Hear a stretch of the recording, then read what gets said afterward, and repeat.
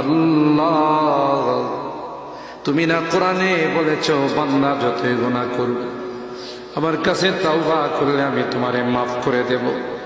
মনে বড় আশা নিয়ে আল্লাহ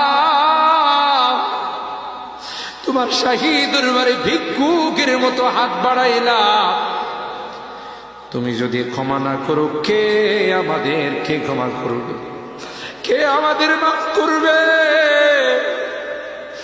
ভিক্ষুকে একজনের কাছে ভিক্ষা না পেলে আরেকজনের কাছে পায়, এক দুয়ার থেকে বিতাড়িত হলে আরেক দুয়ারে যায়। তোমার দরবার থেকে যদি মাহরুম হয়ে যায়, বিতাড়িত হয়ে যায়, কার কাছে যাব? কে আমাদেরকে ক্ষমা করবে? মালিক রে, কাঙ্গালের মতো হাত বাড়াইলাম, তাওবা করতেছি, আর জীবনে কোনোদিন নামাজ ছাড়ব না, আর জীবনে কোনো গুনাহ করব না,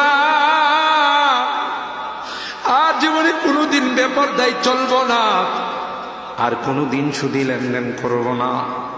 কিয়ামতের কঠিন ময়দানে আমাদেরকে তুমি গুনাহগার বলে ডাক দিও না।